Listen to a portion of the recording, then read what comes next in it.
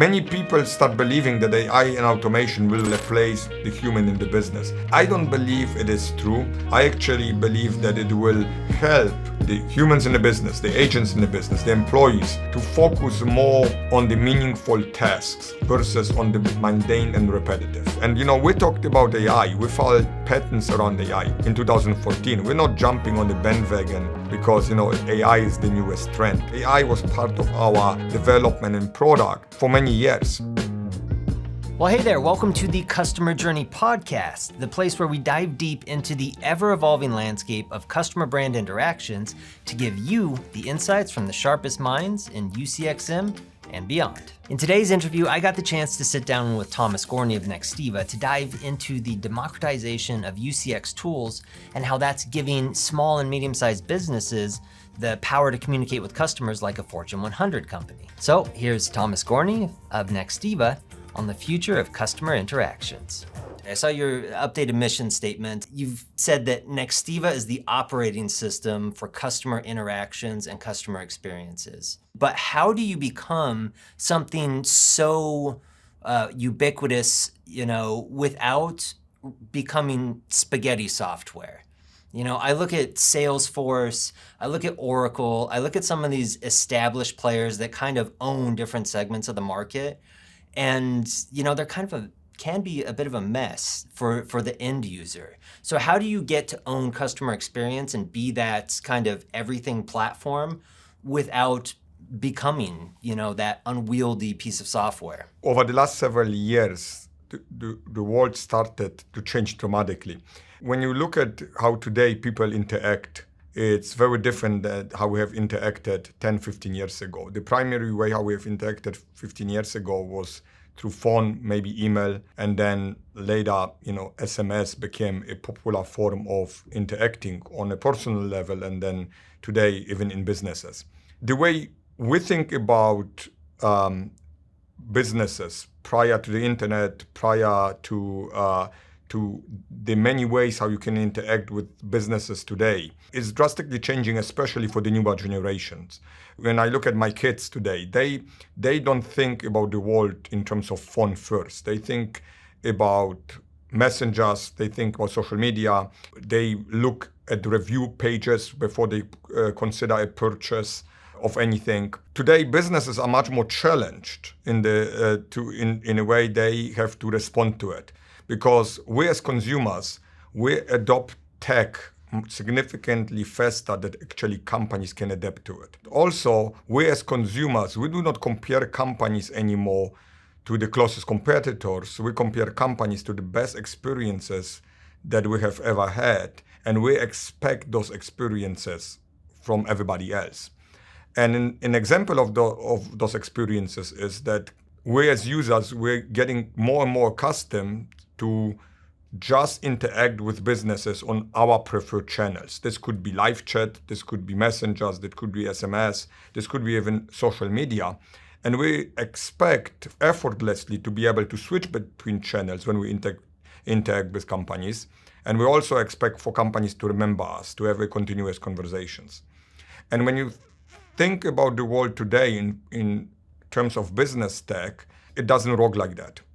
Businesses use countless of tools, somewhere between 15 to 25 applications to communicate, collaborate, and manage their customers. Their data lives in silos, and integration of different software products and software are not as easy as advertised. So what the end result of it is that there's a huge disconnect between what consumers expect and what companies can do.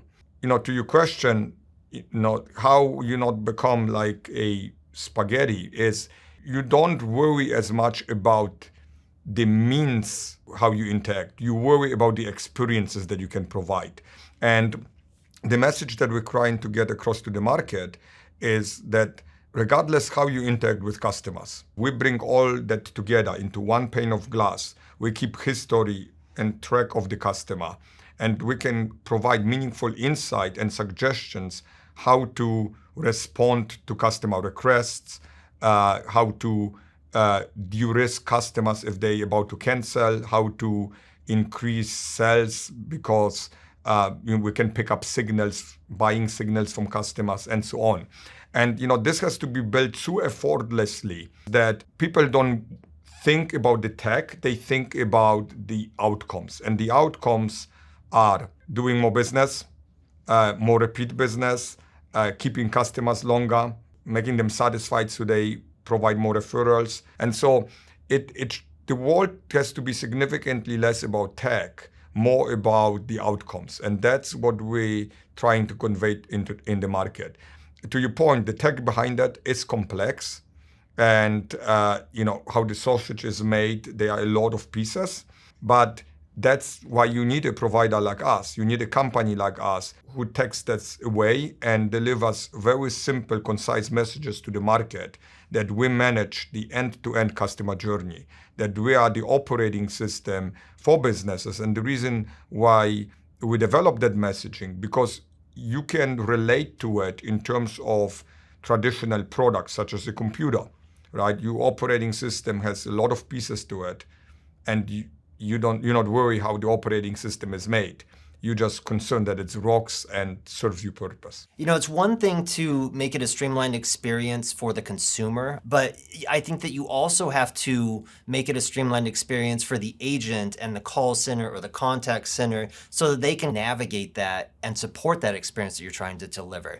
So are there challenges there that you're working on or thinking through? How do you address that? How do you make that a seamless experience for the agent? They both go hand in hand. The team experience is as important as the customer experience. And because in order to provide effortless and amazing sales and service and experience, in order to engage with customers better, to market to them, sell to them, service to them, you need a flawless experience on the back end, which you refer as the agent experience. Because if you don't have that, everything will fall apart. So if you cannot provide a seamless experience from the agent, how can you expect the agent, and I'm referring to agent, anybody in an organization, how can you provide amazing customer experience if their experience is broken? Is it worth trying to be all things customer? Why not pick a niche and just dominate that niche? There's so many companies that do that and do it really well. That seems like... Yeah. We are definitely much more ambitious in our vision, and that we had the existence for over 15 years. We started the business with the most fundamental non-discretionary service that everybody needs, which is voice, phone service. And since the very beginning, since we developed the vision for Nextiva, before we even started the company, we knew that we will take the company significantly beyond this. Going back all the way to 2014, if you look at our patents that we have filed, we said, look, the world gonna change, the world will become more digitized. And as it does, people will adopt new form of channels and communications. And the traditional pieces of software, such as CRMs, will have tough time to keep up with the velocity of data and the diversity of channels that come in. And it will be very important to have a software piece of a product that is capable of, taking those signals from those conversations and interpreting those signals and translating this inside of the business. Again, you get information from all those different sources. And we thought that this is a huge problem to solve that is extremely ambitious and will require a long-term commitment to that vision. And we didn't see anybody in the market solving it appropriately. And it would have been significantly easier, and we probably would be today a little bit larger company if we would have focused on just serving the market with the current needs. And that's what, if I would consider some of the people that or some of the companies we compete against, if I would consider them our direct competitors, that's number one, we would have exactly done that. And secondly, like I said, we would be a much bigger company today. But we were beyond just chasing the money. We were focused on addressing a fundamental issue that we saw on the rise. that was much more interesting to us as an organization and to me. Since the beginning, I kept saying that, I don't want to wake up in the morning just to do a slightly different things than our competitors. I want us meaningfully being able to make an impact in the marketplace and meaningfully make an impact to a lot of companies to give them the ability to serve, sell, market, engage with the customers better. We were focused on the long-term goal. And that's why, we developed that commitment to the broader and bigger vision. But when you start with that commitment, you don't necessarily know exactly where the end point is and how the future will look like. So you definitely just got to start going. I make the reference often in my personal life that I'm like Forrest Gump. You just got to start running, and eventually good things will happen. And that's what we have done. We knew what the problem that we want to solve, but we didn't have all the answers how. And so, the problem kind of grew as we were developing the product to the market and became extremely ambitious. And I'm proud to say that, although it took us a while and it took, few turns of going right and left and, taking sometimes the dirt road before getting back on the straight path, we are now on the straight path and we have the best tech in the market, and we are the best position really to fill the gap in the market that exists. In the future, everybody will need Nextiva or something like Nextiva. And we not only created much better product in the marketplace that addresses those needs, but we also created an awareness to a lot of the other companies around us, look at us, what we do, and aspire to do the same thing as us. And that's a good thing. That we don't need to be the only company in the marketplace that will win, and ultimately going all the way to the beginning. Although we were on the longer path and vision, as a commercial organization, you got to pay your bills. You got to make sure that you fund your innovation, and that's what we made really sure of. That we are a stable, profitable business throughout the years, and as we embark on this journey. So. That's equally important because, you want to, as a visionary company, you want to make sure that you are around long enough and you allow yourself, make some mistakes on that journey and survive in order to thrive. And, that's what we have done. And that's what we are doing today. Well, let's touch on that competitive landscape for a minute, because you kind of talked about, entering this market and kind of doing a pivot from, what was your early, paying the bills. So UCXM, Unified Customer Experience, it still seems like a bit of an emerging market, but there are established players. What can companies that are entering this marketplace do differently to establish themselves, to differentiate themselves from the legacy players? So first of all, I would want to, we have never pivoted. It was a constant evolution. And the reason why I'm addressing this, there's nothing wrong with pivoting. Sometimes companies, they require to pivot. When you enter a white space, a market that doesn't exist, you have to allow yourself room for mistakes. I haven't seen yet one company that has been very innovative that hasn't done this. You could argue it took Nextiva longer than some of other innovative companies. That has less to do with us. This has more to do that the market wasn't ready to adopt this type of tech that we develop, and now the market is ready because the problem became so big that people cannot look away. And the reason why the market wasn't ready is not that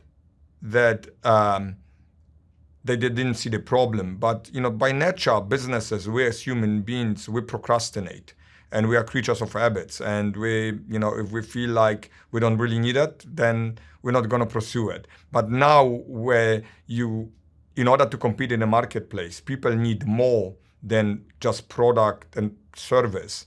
They need to provide great experiences. People recognizing that they're falling behind large, small, medium companies that are providing those experiences, and they need to adopt their game. And that's what really, changes the market momentum of, everybody really looking for a solution like ours. Having said that, UCXM is just a term. People are not going to look for a UCXM solution. Unified Customer Engagement Management is not something that, anybody will wake up in the morning and say, let me just buy a UCXM software. They may look for a great voice solution with transcription, or they may look for live chat solution with a chatbot.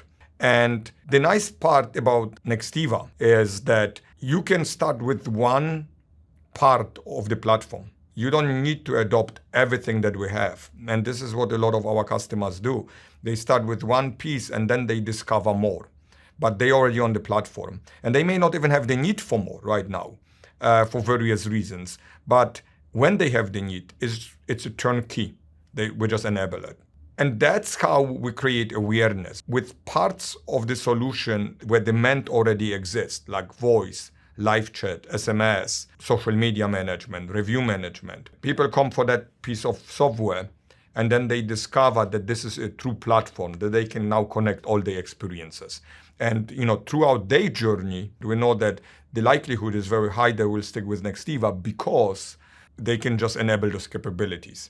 And many of them, they join Nextiva because of that exact reason, not because they need to fulfill every little or big need on the planet right now, but they know when they have that need, we will be able to help and they won't have to switch a platform. So from our perspective, this is how we address the market. Some other companies, especially in the enterprise space, they market directly with the UCXM message. And especially for large enterprises, Fortune 500 companies, that's kind of doable because you have significantly more time to engage the stakeholders in a business, explain why, a UCXM solution is significantly better than a traditional contact center. But in our space, and we are, again, very ambitious to serve the entire market spectrum from small to large, we need to deliver the message and the value proposition significantly quicker.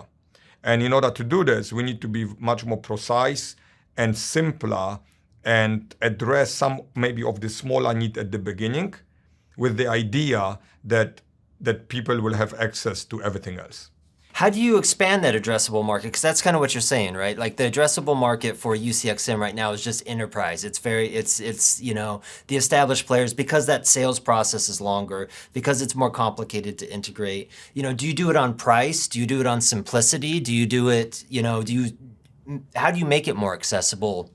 Yeah, like I said, we use UCXM internally, and we use it with enterprise customers ourselves.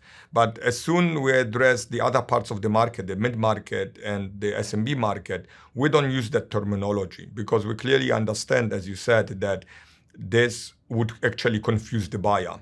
We talk about specific issues that the buyer needs to address or the companies need to address in their business. Like they need to reduce their churn. Pain points, sort of. Exactly. They're addressing those pain points.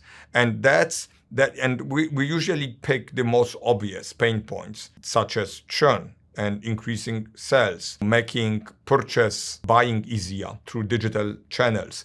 So those are the generic pain points. And for the smaller customers that try to compete with larger customers, they want to look and feel and operate like Fortune 500 companies.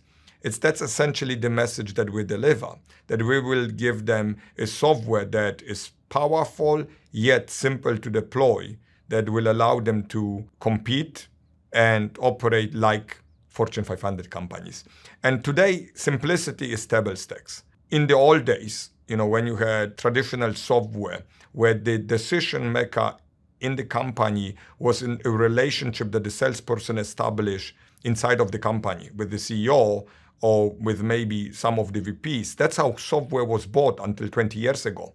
It's like, taking people to the golf course and making sure that you treat them well and making really decision over drinks. And then the CEO comes to the business and say, tomorrow we're buying this software, make it rock. Today, the CEOs, the VPs have significantly less influence for the reasons that I described before because the users in the business, the employees in the business have expectations. And they often go out there and they try the software, the products, and they have enough power, luckily so, enough power that they can choose, number one, who they work for, and they won't put up with stuff that everybody, all of us had to put up 20, 15 years ago. And that's, what is a really positive thing in the marketplace, because it really democratizes software. It allows a lot of smaller companies to get a shot at that and really compete on products, on capabilities, on simplicity, not just compete on money and access to, some decision maker that will solely make those decisions because of relationship or, some other benefits. Now, this still exists and it's still part of the game. And, a lot of people have to play the game. Like, look, in our business, we have to do that as well. And it's not all negative, but it's only part of the game. The other part of the game is that you gotta deliver on the promise of the software to the rest of the organization. And that's a good thing, right? Because that's where we excel ultimately. I would say the part that we're probably the most challenged with at Nextiva, developing those relationships, because that's not what we have historically done. We have focused much more on, product-based decision buying and competing on product versus on relationships. Now, where we're approaching the entire spectrum of the market, from small to very large businesses, we have to get better at that. But the good news is on all of this, that we are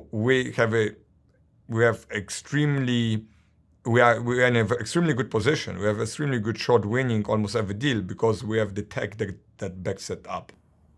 It sounds more like a pharmaceutical sales game, which you were describing with the golf course earlier. In software, that's exactly how it was. It was a pharmaceutical game. So I've got kind of an interesting question here, and you can kind of take it how you want, but competitors, which ones do you admire and can take some learnings from, and which ones do you loathe? Do you look at their products and say, how did they get there? First of all, I never argue with success, even if I am questioning and doubting how somebody got there. Success is success, even if it's contributed to serendipity or luck. And that's a message that I often deliver internally here at Nextiva, that, look, some of the competitors, they may be ruthless, they may not even have as good of a product that we have, but they have done something right because they're in the position they are. The companies that I admire the most generally are not our direct competitors, not because I don't admire or respect our direct competitors, but they are some selective companies that that I looked and I'm saying, those are awesome businesses. They, transform markets. They became market-defining companies. And that's what we aspire to be, a market-defining company that really provides benefits to maximum amount of businesses worldwide. And those would be, HubSpot would be one of them. If you think about HubSpot, they directly compete against Salesforce. They compete in an extremely crowded market that CRM in the lower market was commoditized long time ago. And so you got Salesforce and like other 1,000 CRMs. Everything else. Yes. And then you got HubSpot. They created almost a category of one for everybody that thought that Salesforce was too much, too convoluted, too complex, too expensive. HubSpot became an extremely good alternative. Another company that I admire that serves the entire spectrum of the market is Atlassian. We use those products here. When you look at them, they grew entirely through online signups, all PLG, right? So essentially, instead of targeting the managers and the decision makers in businesses, they were targeting the users in the business. And the users essentially went back and were suggesting the product to the managers. Another company that I admire is Shopify. I remember when I was in the web hosting industry, was one of hundreds shopping cart companies. But they transformed themselves from a shopping cart company to a true e-commerce player. This is a very good parallel and an example of a company that went through a similar evolution as us, right? They started almost in a commodity business, which was pretty lucrative on the beginning. Then it wasn't as lucrative anymore. But they always had the vision not really to focus on just providing a shopping cart so they can make some money on the transactions of purchases, but they were focusing on providing the best experience on behalf of the businesses. And what that usually meant, that it meant much higher conversion for businesses that use Shopify versus anybody else, like roughly 20%. And they were obsessed about it. In terms of direct competitors, I respect our direct competitors, but I also feel that in that space, we are much more visionary and we will fill the gap that businesses have much better than our competitors do right now, I would say, and also what they focus on. Like, I'm not really that fixated of what our competitors do, although we're watching them. I am more focused on the problem that we're solving. The common thread, I think, between all those companies that you mentioned isn't just the end user experience, which is a very good one, but it's the operating experience of the user at the company that's actually using HubSpot. They're all creating great user experiences also. Yeah. That's a big differentiator between HubSpot and Salesforce. And you can't argue with Salesforce's success, right? But anybody who's gone in there, your eyes glaze over, right? Oh, absolutely, yes. And when you look at companies like HubSpot, is exactly right. They focus on the user. They were obsessed with that, and we are as well here obsessed with the user and the customer experience. And there's no company which is perfect, especially again when you embark on such a large vision or ambitious vision, and the kind of magnitude of problems that we are trying to solve. I would be delusional to think that, we're doing everything right or we have done everything right. But we're learning very quickly. We're adapting very quickly. And, in all the businesses that I built, because they were more innovative, you have to have the perseverance and the commitment to solving the problem versus to just making a quick buck. Because if you focus on making the quick buck, you forget to build a business. And your outcome will not be as you have envisioned. Yeah, if you do everything perfect, you don't get much done, do you? Exactly. So the lines between, talking about the traditional market segments, Nextiva came into the world as a UCaaS player, essentially, or as a phone provider, transitioned to a UCaaS. Yeah. And now you're moving into CCaaS. How are the lines between, those traditional delineations blurring?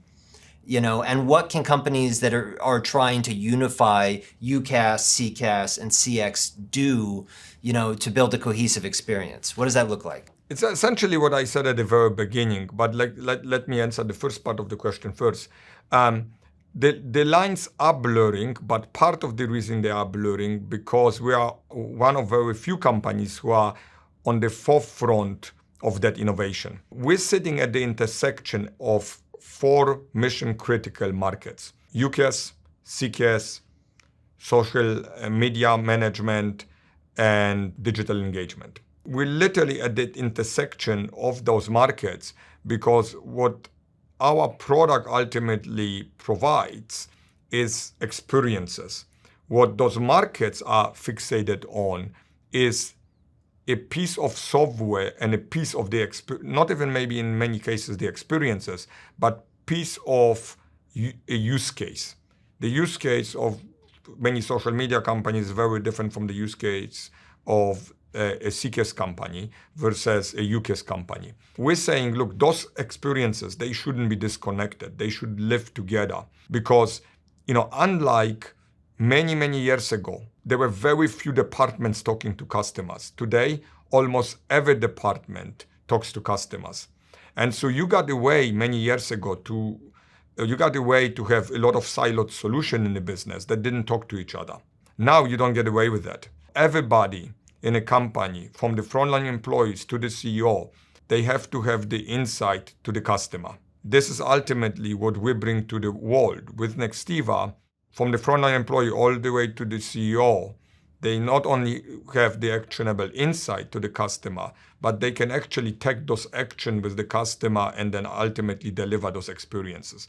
And you cannot do that if your customer data lives all over the place. if your experiences are not known across the department lines. But the only way to be able to do it, you actually need somewhat of a one piece of software. And your argument is a good one. You said, look, this is like boiling the ocean and trying to be everything to everybody. It looks like that. But you could make the same argument about iPhone many years ago. That, and people actually literally did. The first argument was in 2007, nobody gonna type on glass. The second argument was, like Apple is way too ambitious. We're now thinking that they can become a camera company as well. I'll never give up my BlackBerry. I'll die before. Exactly. The reason why Apple is Apple today, the version of Apple that we know today, it's because we have to carry it in our pocket for the most fundamental services. And that's where everything starts. And the most fundamental service today for businesses is still voice. It is still SMS. Social media become one. Reviews become one as well. Messengers. But when you think about all of those, right, I just named few. Those are form of interactions. Some businesses are agnostic how they interact with their customers. Some businesses, they select few forms of interactions, and that's how they want to communicate with customers. But very rare business gets away to decide to pick one. Those days are gone, where companies dictate how they want to be communicated with, and if you don't comply, good luck. Like today, that's not how it works. If companies cannot provide the form of interactions that the businesses, that the users expect, the user is ending up voting with the wallet and moving on. You heard a lot of those statements that we live in the customer-centric world and so on. And this is actually really true, because for that reason, that the leverage have shifted to the consumers from companies. So you don't get the choice anymore. So what we're saying, look, like those are channels of interactions. Voice, SMS, messengers, social media, reviews are just channels. They are channels of conversations that coming into a software that manages those conversations. And that's what we do. So that's kind of the scary side of it. What about the benefit to it? What efficiencies are created by integrating all these different channels, what kind of insights can you glean? What do you add to the brand's experience that they're providing to the customer? There are many forms of benefits. Let's just start with the most important one.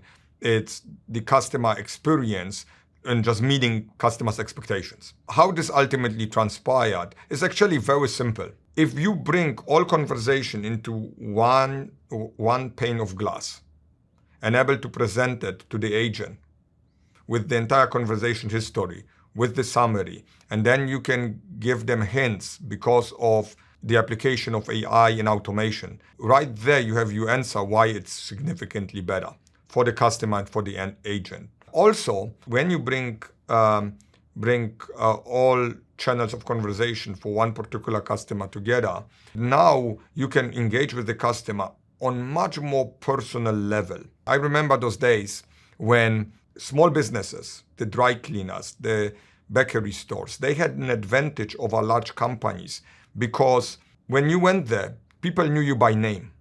And they knew your family, they knew your history. They know your buying preferences. Exactly, they knew buying preferences. It's a better experience walking in the door. Absolutely, but then with the rise of the internet and people shifting from in-store purchasing and to much more convenient way of making buying decisions from the comfort of the home, and COVID accelerated it even further. The power have shifted to the large companies who were usually viewed as those huge corporations, they don't give a shit. Now they suddenly had the advantage because they knew the customer, they knew the history, they know their buying preferences. They can address buying behaviors through nudging you on the website based on your past decisions and so on, right? And so what this created, this big hole for everybody else, and not only small companies, a lot of large companies that weren't technologists, that couldn't keep up with this. And this is ultimately where we come in. By bringing all the channels together, we don't want people to worry about the mechanics. We want them to worry about providing great experiences and giving them the ability to truly know the customer at a deep level. So I give you a couple of examples how this would transpire. One example would be, let's just say, I am the agent, you call in, and we have a conversation, and you tell me, I am taking my dog to the vet because of surgery, and you say, and we have that loose conversation, and I inquire maybe and so on, and the conversation is over, and then you call 3 months later, and it could be me or it could be somebody else, picks up the phone, or it could be a text message. It doesn't need to be a phone call, email, or so on. And on the screen of the agent, there would be a message that pops up. You should ask the client about how is the dog doing. Like, imagine how would your response would be. You feel significantly more connected. You now believe that the company does care for you. And in this case, you would be very well aware that we took a note of that. But even with that, you would appreciate that inquiry. And that would happen behind the scene automatically without human touch. Let's say we continue the conversation, and I use this old-fashioned example that doesn't apply anymore. Historically, when you went into a hotel, I'm calling in to the front desk and asking about toothpaste. Now that agent would have on the screen an information pop up. 70% of people who ask about toothpaste the next call will be about toothbrush, suggest toothbrush, and translate that experience to anything. And it makes the agent look brilliant, right? Exactly. And agents, when they feel like they don't have the tools. Empowered. Exactly. Right. And so what does that create? You asked me this before about, who do we care about? You have to care equally about both. You got to empower the agent who truly now is satisfied, not only because, we made the job easier, but they are satisfied because they have done a good job. They were able to really fulfill the promise to the customer. And the customer is satisfied because he or she believes business is one step ahead. They care. They have a relationship.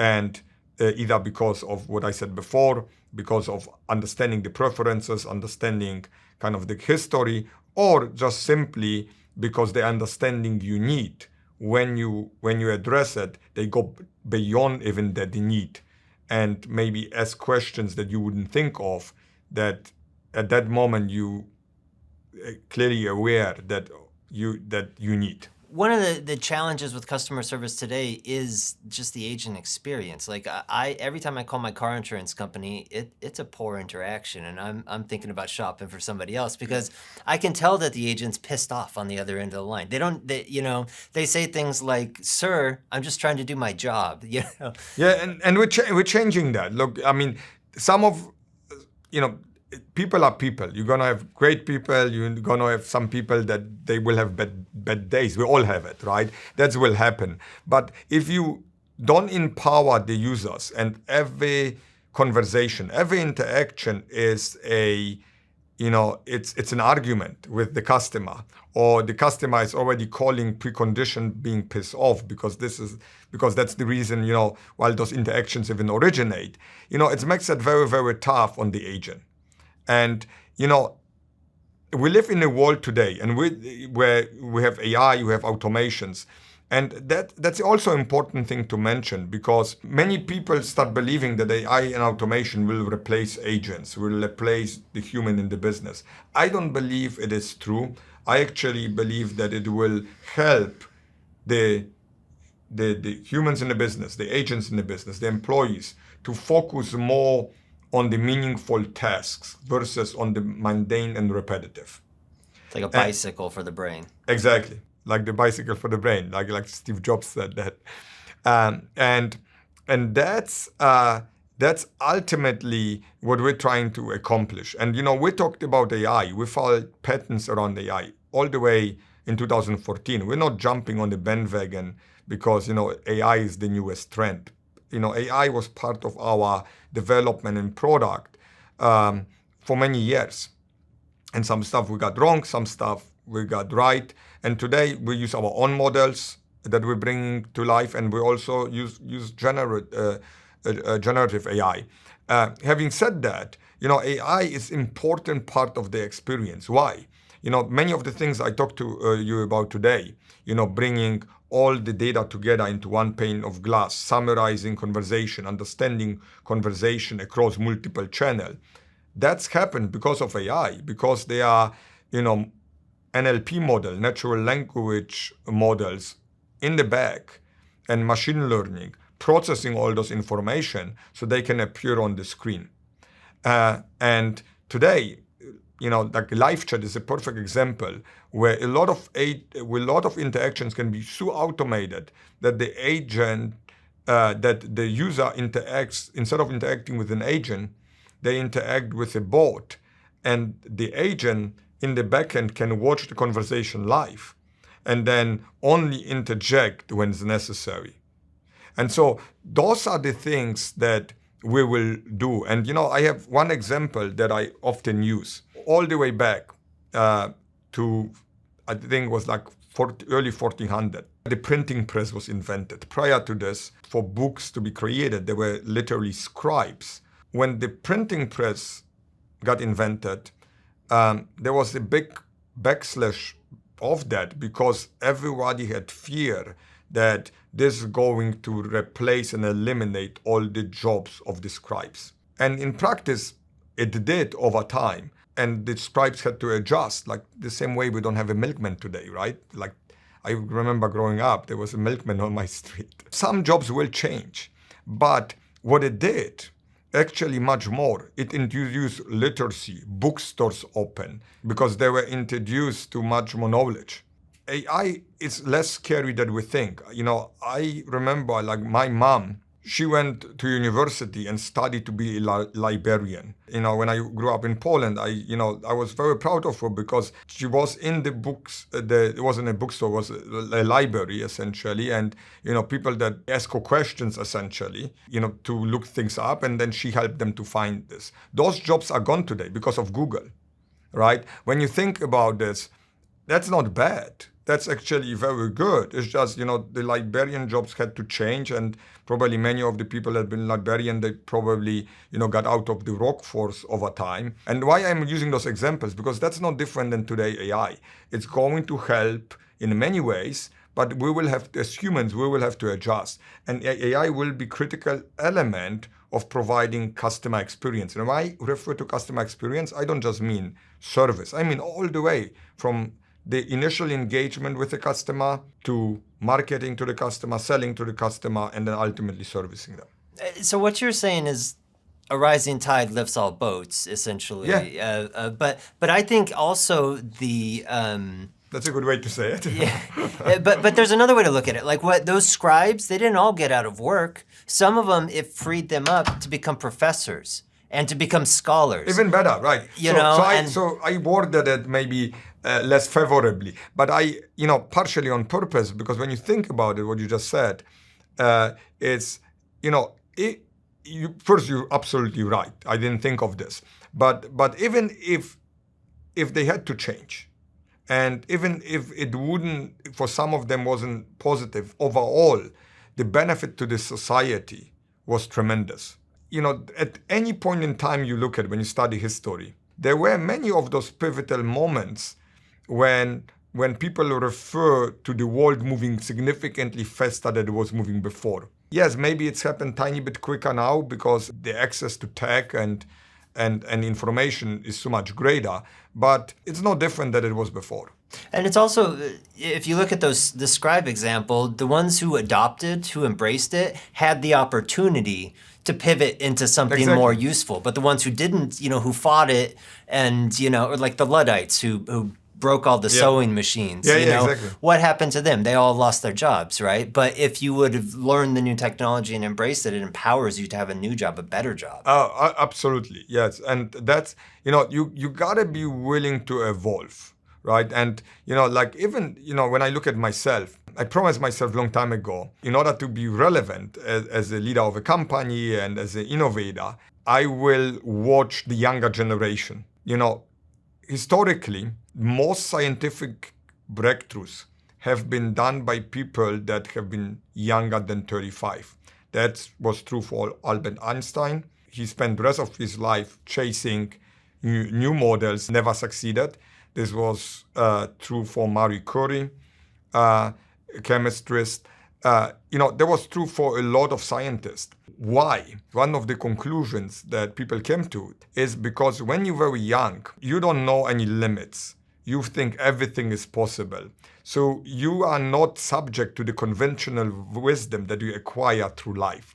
And the more conventional wisdom you acquire, you actually get stuck in your way of thinking. So you got to be willing to get out of it. And I said, look, I don't want to be that person. You're too naive to know that you're going to fail. Yeah, exactly. Right. So I am good being Forrest Gump, but we cannot avoid it, right? Accumulation of knowledge and experience is a very positive thing, but how can you counteract that in the work that we do, like innovation? I mean, one of the ways is watching the younger generation. And I can tell you this, like that, watching, I have 5 children. And the oldest is 17, the youngest is 10. Eventually they will be part of the workforce. They don't think how we think about picking up the phone or, even having a phone number very often. And this shouldn't scare us. Phone numbers don't go away. They become probably an identity token that you use up and on, right? And when you think that and you could say, look, like I am sabotaging our own business. I am not. The world is evolving and we got to evolve. And we're looking at this and saying, look, people are going to use tech very differently. They will use all the channels. And there's a statistic that, every generation, millennials and younger, you can see the way how they adopting much broader scope of interaction formats. And my son, who is 14, he started trading sneakers, Nikes, and he was proudly developed his business card, and he mistyped his phone number, or the people who print his business card mistyped. And I'm telling him, no, you got to correct it. And he says, Dad, nobody gonna call me anyways. They go on Instagram, they contact me through social media, I have messengers. And that's a 14-year-old. It's 100% true. That's true actually for the 20 and 25-year-olds too. The 25-year-olds of today, the 30-year-olds of today, they will be decision makers in the next 5 to 10 years. And the current decision makers, the baby boomers, the millennials even, they become less relevant. And they already less relevant because, like I said, somewhere throughout this conversation today, even if I would want to make a purchase decision here, of course, ultimately, I could force it, but it wouldn't be a good thing. That's not how the world works anymore, CEO making all the decisions. If I would force it, it would still be rejected by the organization, and regardless how hard I would work it. So you need the buy-in from, now multi-generation bias. And the younger generations, they don't think the way, the world was functioning 10 years ago. They don't even know how it was functioning 10 years ago. When I said to one of my daughters that, I had my first phone with this big antenna when I was 19 years old, they were looking at me like, how did you survive? Like I would be an alien. They don't don't compute it anymore. Thinking about that generational transformation, so many of the opportunities for your company, for Nextiva, for all these companies entering the UCXM landscape or building it, so many of your prospect companies are getting it wrong. So many of them are getting customer service because they're entrenched in the old ways. How do they start to transition? How do they start to embrace this transformational change between the brand and the customer? So first I would want to correct a little bit. It's not my company, it's all of our company, right? Like, I had the privilege to, co-found this business. But ultimately, organizations are nothing more or less, actually, and that's the beautiful thing. It's a combination of many people coming together trying to create something, and it's a privilege to be able to lead an organization like ours, any organization. And so it's very important to me. I always course correcting that. But in terms of in terms of how, people transition, I shy away from, being the smartest person in the room and saying that I know. I don't know, like we're trying to figure it out in many ways as well. I think we figure out our product really well. And we're in a really good position. I'm extremely happy that we are in this position. It took us some time, but again, I am not surprised that it did. And while you're going through that process, of course, you're going to have sometimes doubts and it's going to be frustrating, but we're coming on really good side where we are. And, and I don't think so there's one path to get there. Like, you got to listen to the market. You got to try new things. You got to be willing to take calculated risk without jeopardizing your business. It has to be in the DNA of the company. I don't think so there's a template that I could provide and say, any company will do it. Because even excellent companies, sometimes fall behind or don't get where they want to get and get outperformed by other companies. Look at Google. Google wanted to be ChatGPT. They had so many projects internally running across them, but across in the organization to really build a generative AI and be the first one to do this and get this splash. And look, if anybody, Google had the resources, they had the freedom, but ultimately they were drinking too much of their own Kool-Aid. And there was a company that came around, overtook that spot from them. And that's how really ChatGPT took that spot. Now, will Google ultimately catch up? Will Microsoft catch up and others? Of course, they will have their space. But, they were on that pursuit much, much earlier. And so one of the things that was the benefit to Nextiva, that we started with the promise of the bigger vision. Although, I would be not truthful if I would say that I knew exactly when we started what it's going to be. Because when we started, the world was different, right? The problems were different. And there were significantly fewer channels. So I wanted to take the fewer channels and combine that with a CRM. That was kind of the broader vision, to essentially bring conversation and CRMs together. In a way, UCXM is exactly that, but became much bigger with true journey orchestrations and AI integrated and all of that. But as the world evolved, we had to evolve as well, right? And and the reason we were able to evolve, because we weren't stuck. Innovation and risk-taking, calculated risk-taking, and willingness to be wrong, try things out, and then, and pivot wherever we need it, not on the vision. Like I said, we never pivoted on the vision, but pivot how we deploy the tech.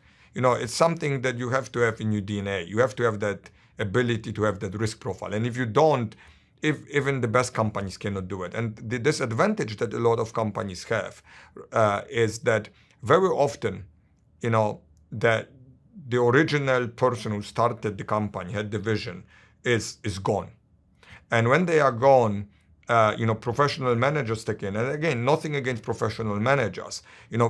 Also, very often professional managers are significantly better than founders and CEOs, because they actually know how to run businesses. And, some founder CEOs, they think how to run businesses. And so it's needed. But what's happened... Yeah, stability, innovation, exactly. Scale. Right. But then that's happened. And if the person who takes it over focuses more on the running part, not on the innovating part, then they eventually start dying. Now, one person who have demonstrated that, and there are few, but one person who have demonstrated that they can continue the vision of the founder is Tim Cook. I mean, he has done tremendous job. He is a true operator. He is not an innovator, right? But he's a logistics background, right? Exactly. But he knew what he is good at, and he knew that in order to continue to innovate, he needs to have the right people that think very differently than him. And so in some respect, the way I think here, and I think in this way I would say anybody should think, any CEO, any senior leader should think that you don't want to hire people that are like you. You want to hire people that are different from you. They think differently, that challenge you. Because if you have too many people like you, it's like self-prophecy where you're going to be. You're just going to end up agreeing, even if you all wrong. You just end up agreeing on the wrong thing and then feeling good about yourself. And that's the problem that a lot of companies have. They like to be more alike than different. But being different and having, I can tell you, we have an amazing management team of all different characters, starting with me. But I can tell you, it's much more challenging because you're dealing and managing so many personalities. When I say managing, you're really not managing at the senior level people. You're rocking with people, but it's not that easy. You get challenged doing that. But that's where the good stuff happens, right? You have to be willing to create friction, right? It's like in physics, tension creates good things. Yeah, that's where tension is where energy is released, right? Exactly. A minute ago you were talking about AI and the AI landscape. How is customer experience? What specifically are you going to use, or are customer experience management companies going to leverage from AI? Are we talking about, when you talk about journey mapping and orchestration, taking those insights or notes on calls, those seem like just kind of scratching the surface. Absolutely. And that's ultimately where it starts, right? I think AI, the simplest form, it's not even of AI, but there could be AI in there, is transcription, right? We're having a conversation and it gets transcribed live and then it gets summarized. Those things become norm. It's nothing revolutionary anymore. But how AI really can help, today, users interact with companies in significantly more ways, number one. They also interact with companies more frequently. That doesn't mean that you call the companies that you do business with more often. I don't remember last time I called a company. But you look them up online, you maybe look at up reviews, you post on social media, you chat on live chat. Those are all different forms of interactions. Now, when I talk about customer journey orchestration, like imagine that you're able to keep track of all those interactions that I have.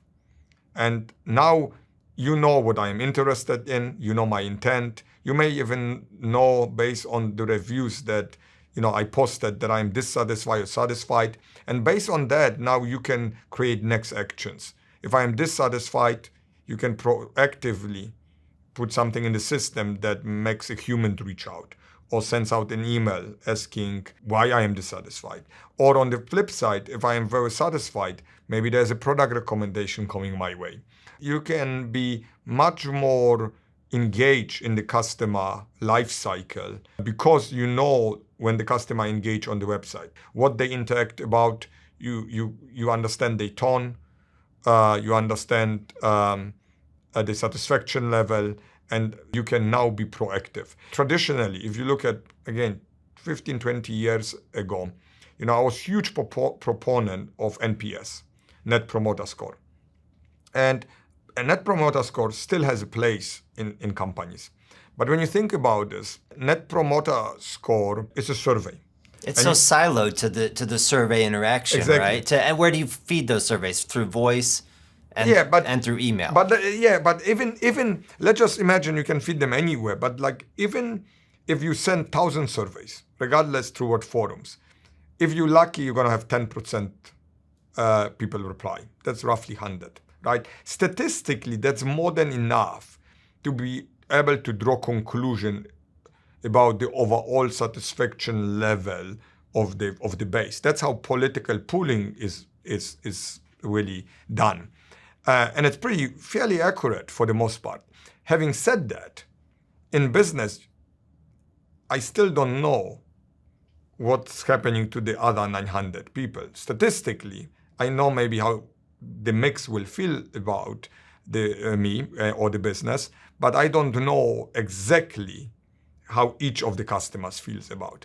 Now, in our world, what we do, you're not asking really the customer to give you feedback because you're collecting information on every interactions and you're comparing those interactions to prior customers and other customers' behaviors on anonymous basis, right? You can draw conclusion. Or even other businesses, if you're a Even conglomerate, right? Even you other can businesses, exactly. overlay it. Exactly. Even other business on an anonymous basis, I want to say that because, we treat the data very, very carefully, and we would never disclose data. But I'm thinking about like an IBM that has a million different verticals. Yeah, exactly. And you can combine all that info. You can, based on verticals, you can even compare, saying you can even give insight to one business of another business, saying in your vertical, the average satisfaction rate or the average churn rate or the average renewal rate is X, versus in your business we see Y, right? And here are some best practices. So that's where the world is going, right? And that's the things that you can only do if you bring all the informations together. Look, on the end, I say it often here in smaller groups. On the end, we're not going to be a tool company. It's not going to be about the channels or about how well we manage customer journey. That's table stakes. On the end, we are a data company because we bring all the data sources together and make sense out of the data and provide meaningful, relatable insight so that now businesses can thrive. Is there a danger to that though? Because when you think about the feedback loop that creates, I'm watching my customer, I'm watching what they do, I'm watching what they interact with and what their preferences are, and then I'm feeding them more of that. Where in the past, we'd have to kind of use our imagination to come up with new products more rather than relying on the customer to tell us. Does that limit innovation over time? I would say there is a danger to this, absolutely. And the new generations, and we will have to adopt to that like one danger is that, is that it makes us less creative and being less critical thinkers because everything is fed to us, right? There is the danger of that. Having said that, right, like I said in the prior examples, we will have to adopt as humans beings, we will have to adapt to this. And when you apply AI and you apply intelligence, which apply in all of our lives today, right? Like, you always have to, there will be always bad actors. There always will be bad applications. It's just the byproduct of anything, right? It's like, unfortunately, like byproduct of driving a car is that not everybody keeps the rules that driving a car, and unfortunately accidents happens, right? You can use the same thing, like let's say using, today we would never use a physical map, or I wouldn't use physical map, but use navigation. The beauty of using a physical map in the past, which is history now, was that you had to be much more inquisitive. You had to pay much more attention. Your brain didn't go on autopilot. Like we had to know phone numbers. I knew every phone number that I had in my phone because that's the only thing we had. You couldn't transfer it, right? Exactly. And I'm talking phone numbers that I put of the people that I called, right? Because there was no saving mode. Every time I wanted to call somebody, I had to type the phone number, right? Or the phone number was just displayed. So when you think about it, that's how I grew up, right? Today, I don't know anybody's phone number anymore. Do you? My wife, that's it. Yeah, exactly, right? I don't even know, my oldest daughter has had a cell phone for 3 years. No, 4 years, don't know her number. Exactly. That's like, I know my wife, I don't know any of my children, like phone numbers, right? I have them all in my phone, right? I'm heavily relying on tech. But when you think about, and why I'm using those micro examples here, right? They made our life easier, but also, when you think about from a brain exercise, we exercise our brain significantly harder and more, right? But so there is a danger of becoming complacent, and some people unfortunately do. There's the huge benefit that this brings to the world because it really enables us much more productive. And really, the way I look at it, frees up capacity. Right? Yeah, exactly. That's a really good way to say it. But really, when you think about, one way I think about Nextiva, what are we truly doing here in terms of agents and people in the business? We are elevating their capabilities beyond human limitations. We all humans have limits. We have limits to our memory. If I talked to you a year ago, regardless, how deep of a relationship I want to build, I'm not going to remember every single conversations.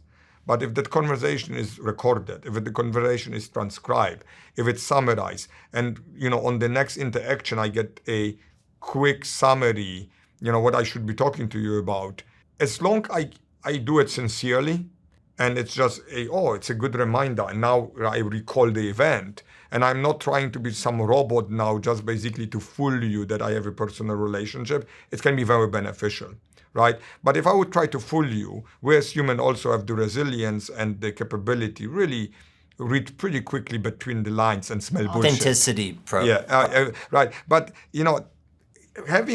having a tech stack like ours that takes you beyond your current limitation, as long as you apply it the right way, it's a beautiful thing.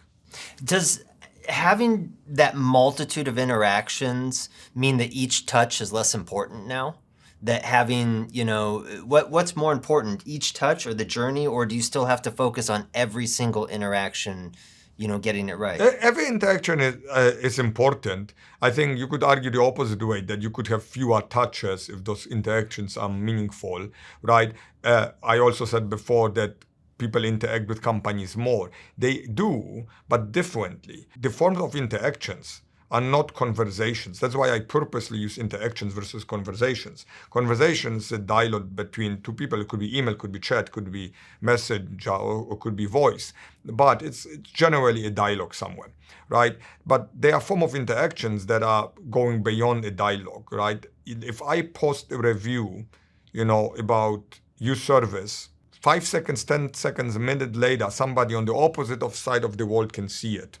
Has significantly more impact on the brand. That's a form of interaction. Now I should know if I am tracking you, which is legitimate things to do. I'm not stalking. I'm just tracking you, my customer. I'm tracking. I'm trying to make you happy. Right. And I see that you have been dissatisfied.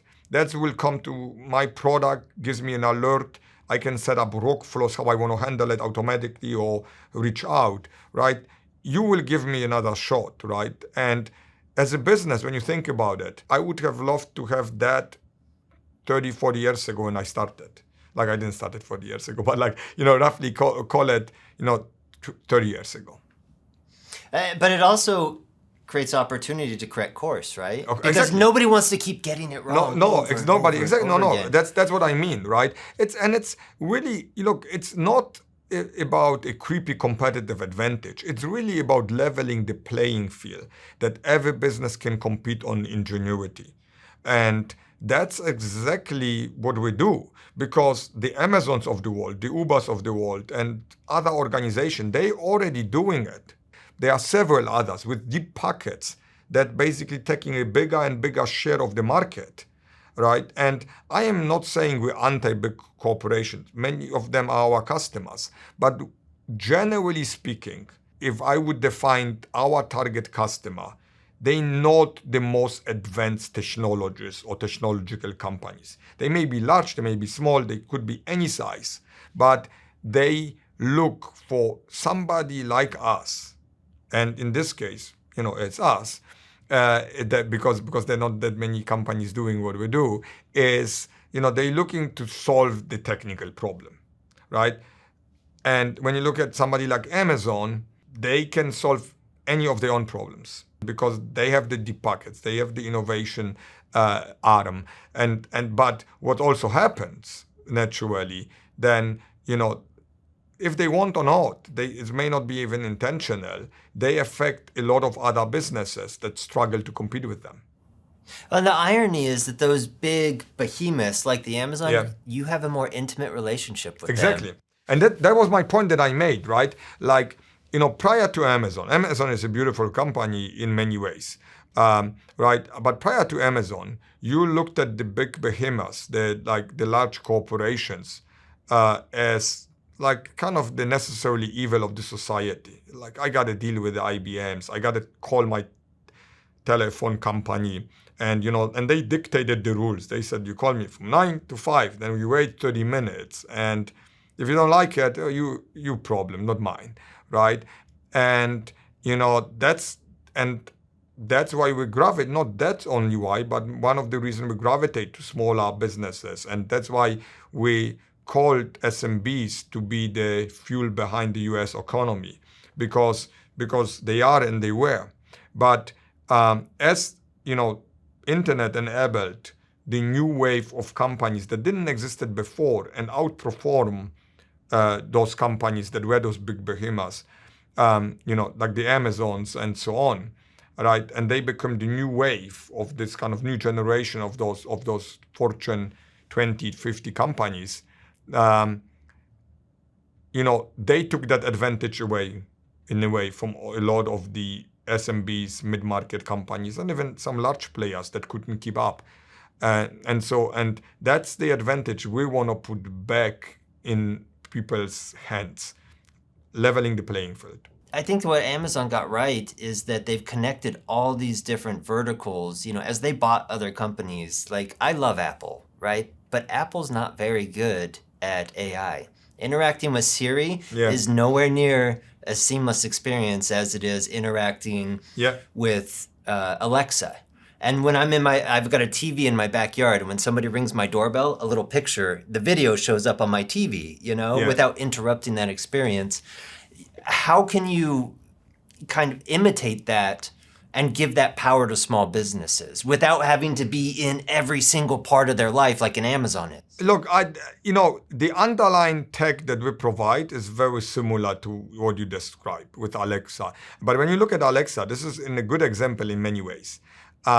When they embark on that, on that innovation, I remember having the very first version of Alexa, and even I was freaked out. Is it listening to me? And look, I deal with tech since my childhood. And then basically it wasn't so good. Didn't recognize my accent. I had to repeat myself.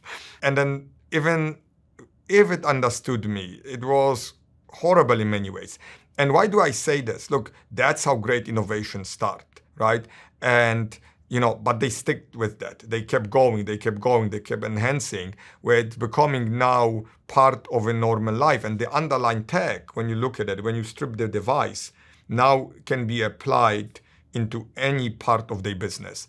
It's really understanding the conversation, understanding the interaction, quickly dipping into a database, and if you ask a question and giving you a response.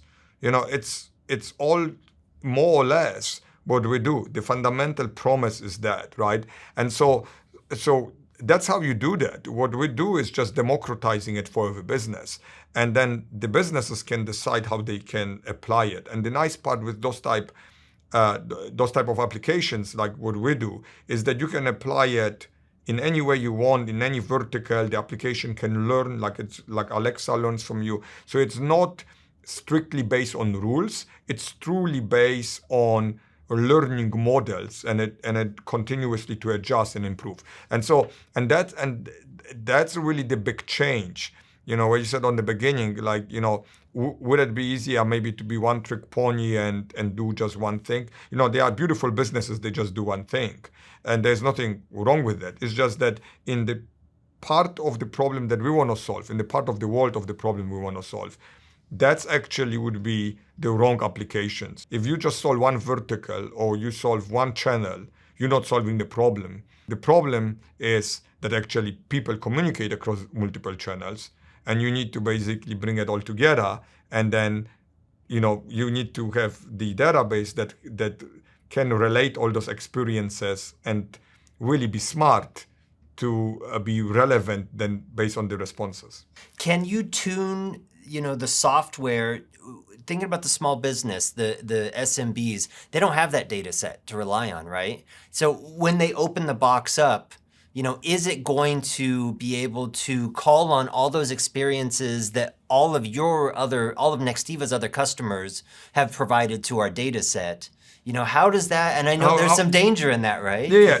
No, actually, it's a simpler. privacy issue. But we wouldn't do that, or not. At least we wouldn't do this right now because, just like you said, privacy issues, and that would be giving somebody unfair competitive advantage because you're leveraging somebody else's data set, even if it's anonymous. It's that wouldn't be in this case a good idea because imagine it would be us. And somebody would leverage all of our learning and then basically start to compete against us.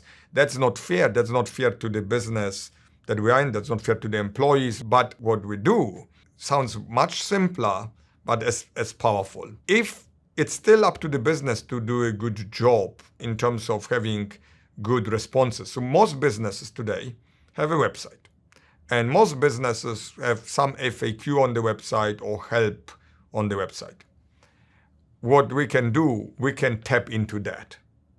And then we can learn very, very quickly, based on what customers are asking, we can dip into the database, or it doesn't even have to be the database, literally to the website. Alternatively, we're allowing people to take literally a spreadsheet of prior conversation they had with question and answers and plug it in. And then that starts the learning process. Can they put in historical survey data? Yeah, the survey data, historical conversations. There could be conversations that are simply transcribed. And then that's the second thing. The third thing, we can start learning from the best agents in the business, the ones that solve the most problems.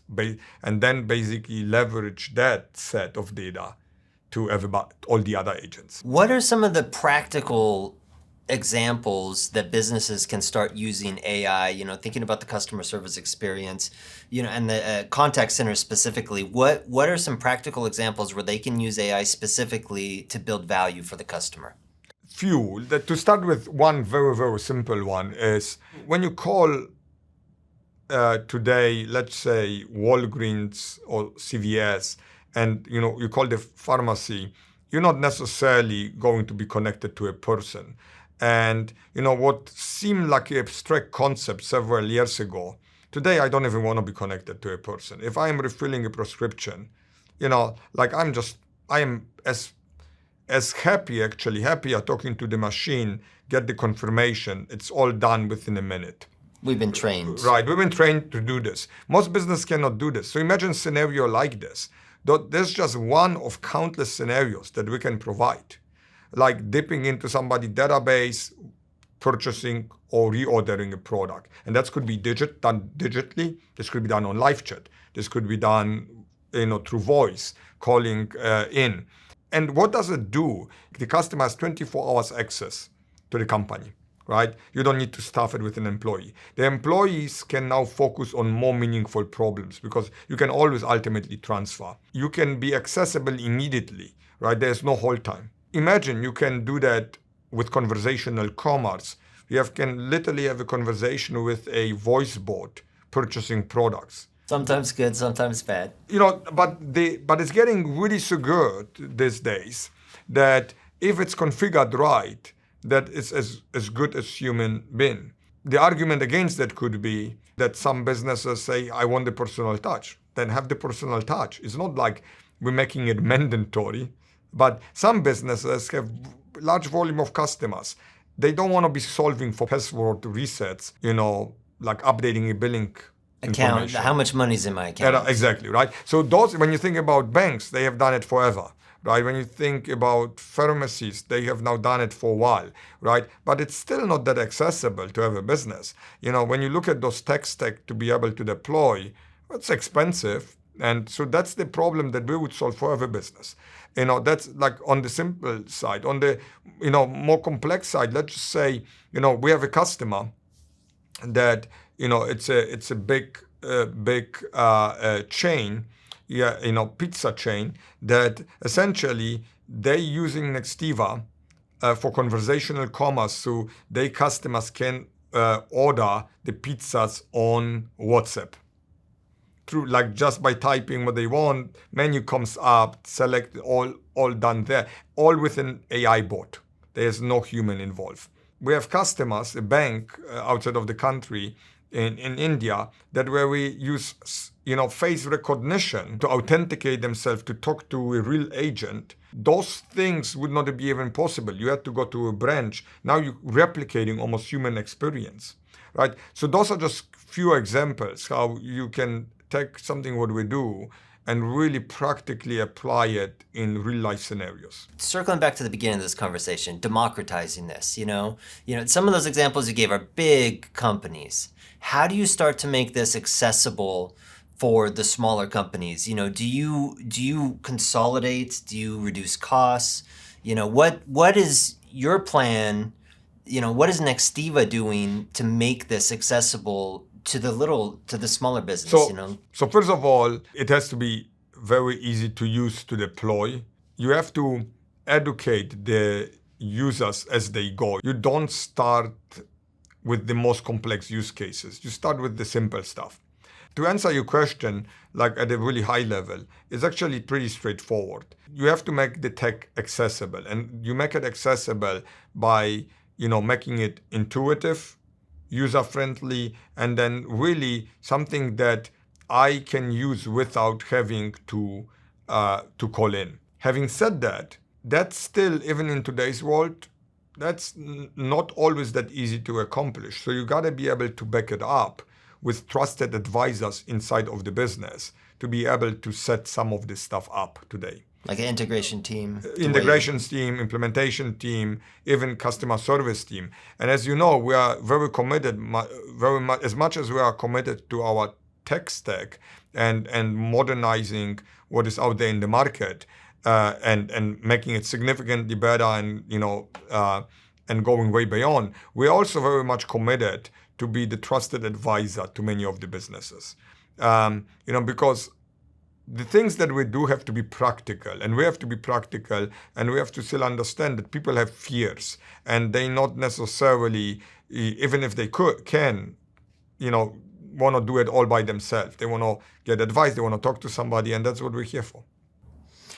Can you make it simple enough that people can onboard themselves someday? Yeah, you can make it, and that's what we focus on, piece by piece of the product. So one of the things that we have recently made, we just launched this actually today, very, very simple, is the AI bot in our CX product.